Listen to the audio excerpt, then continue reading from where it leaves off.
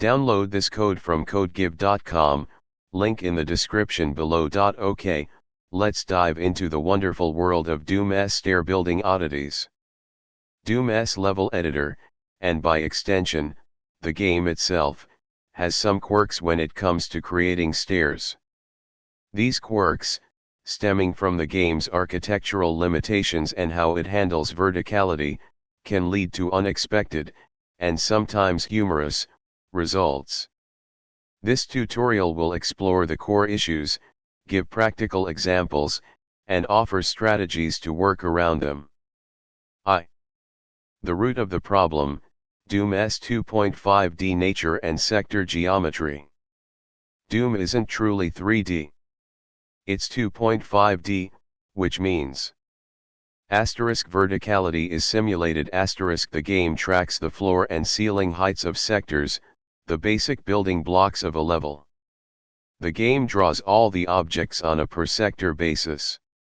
Walls are treated as vertical lines connecting floor and ceiling heights. No stacking sectors directly. You can't have one sector directly above another. The world is essentially flat. Limited slope representation. The only way to create the illusion of slopes is by having sectors with different floor heights adjacent to each other. This forms a step. Many steps together equals stairs. This simple approach leads to several complications when constructing stairs. 1. Slopes are discrete steps. Instead of smooth ramps, you're stuck with a series of flat steps. 2. Texture alignment issues. The game's texture mapping was not designed for slopes. Textures can appear stretched, distorted, or even smear when applied to adjacent sectors with varying floor heights. 3. Clipping problems. The player's movement is affected by the discrete steps. The character is essentially hopping between flat surfaces. This can result in a bumpy or awkward feeling when walking up or down stairs. It can also create issues where you get caught on the edges of steps. 4. Seam visibility. The transitions between the different floor heights can be very apparent. The textures on the sides of these transitions create hard edges which can kill the illusion. 5. Limited control. You don't have fine-grained control over the angle or curvature of stairs. The floor heights, sector shapes, and grid alignment dictate the staircase's form. 2. Building basic stairs, a step-by-step example. Let's create a simple set of stairs using a popular Doom level editor, Doom Builder, or a similar editor like GZ Doom Builder. 1. Create a new level. Start with a blank map. 2. Draw a base sector. Create a rectangular or square sector. This will be the starting point of your stairs. Give this sector the floor texture you want the steps to have. 3. Draw adjoining sectors. Draw a series of sectors directly adjacent to the base sector, forming a line or path. Each sector will be a step. 4. Adjust floor heights. Select all the sectors you created as steps. Adjust their floor heights incrementally. For example, raise each successive sector's floor by 8 units. This is your step height. Doom's units are quite small, 8 units is a common and visually decent step height. 5. Texture the sides of the stairs. The sectors will now have visible sides, the vertical drops between floor levels. Select all the lines which make up the sides of the stairs. Give the line DEFS the same texture, often a stone or brick texture. Remember to set the texture alignment to top so the textures are aligned properly with the top of each step. 6. Add a destination sector. At the top of your staircase, create another sector with the same floor texture as the stairs. Set its floor height to match the highest step. Here's a conceptual representation. 3. Code examples, ACS/Z script, GZ Doom specific. Since Doom's level format, WAD, primarily describes the geometry, the behavior of the stairs isn't inherently built into the map. You'd use scripting languages, ACS, Action Control Script for vanilla Doom compatible ports, or ZScript for GZ Doom, to enhance the stairs functionality. Here's an example using ZScript. Explanation of the ZScript example asterisk. 1 Stair Actor class asterisk. This defines a new type of actor, an object in the Doom world, specifically for stair behavior. 2 Step height and speed asterisk. These variables control the height each step raises and the speed that the player moves upwards. 3 Default block asterisk sets default values for the stair actor. Tag stair actor is critical. You'll place an actor of this type near your stairs in the editor, and the script will act upon any player that steps on the stairs. 4 Tick, override asterisk. This function is called every game tick frame. It checks the player's position and input. 5 Check proximity, asterisk checks if any players are within a certain radius of the actor. 6 Player can move up, asterisk determines if the player is attempting to move upwards, example by pressing the jump button. This needs to be adjusted based on how you want the stair to work. You might need to check movement direction or a combination of factors. 7A change velocity, asterisk the heart of the script.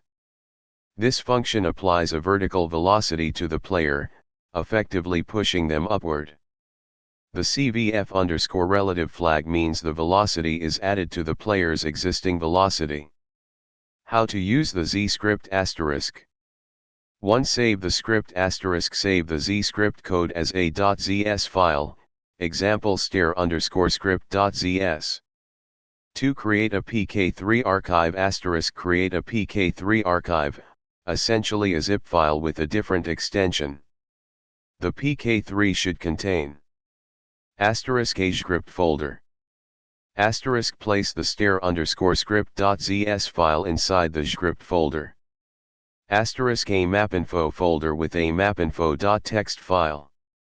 This file tells GZDoom to load your ZScript for the map. A basic mapinfo.txt might look like this. 3 Add a stair actor to your map asterisk. In Doom Builder, find the stair actor in the things list, usually in a custom category if you haven't set up a custom actor configuration. Place a stair actor near the beginning of your staircase. Adjust its position to be slightly above the floor of the first step. The tag stair actor is what allows the script to attach to the stairs. 4 Test in GZDoom asterisk. Launch GZDoom with your pk3 file and your Doom WAD. Important notes about the ZScript asterisk. Asterisk this is a basic example asterisk. This is a very rudimentary implementation. It only handles upward movement and relies on the player pressing the jump button. Asterisk adjust the parameters asterisk. Experiment with step height, speed, and the check proximity, radius to find values that feel right for your stairs. Asterisk collision detection asterisk. You'll need more robust collision detection to prevent the player from getting stuck or clipping through the stairs. Consider using more advanced ZScript features for accurate collision checks. Asterisk smooth movement asterisk. Achieving truly smooth stair movement in Doom is extremely difficult. You might consider using small increments for step height and speed, but this can still lead to visual artifacts. Asterisk customization asterisk. Adapt the player can move up, function to suit your needs. You might want to check for forward movement, a specific key press, or a combination of factors. 4. Common problems and solutions. 1 Texture smearing / stretching asterisk. Asterisk solution asterisk. Use textures that are less sensitive to stretching. Stone textures, abstract textures, or textures with repeating patterns tend to work better than textures with distinct features.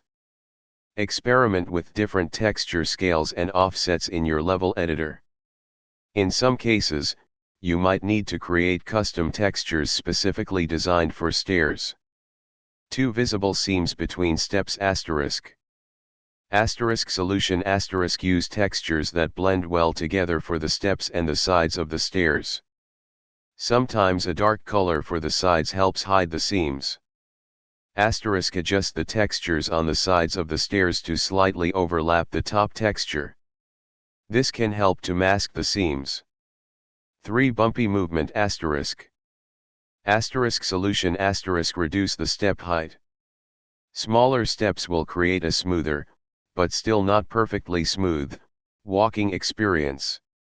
Asterisk use the Z-script approach to provide a more consistent upward force. 4. Player getting stuck asterisk. Asterisk solution asterisk carefully adjust the sector geometry around the stairs. Make sure the player has enough clearance to move freely. You can also implement collision detection in your Z-script to prevent the player from clipping into the stairs. 5. Weird lighting asterisk.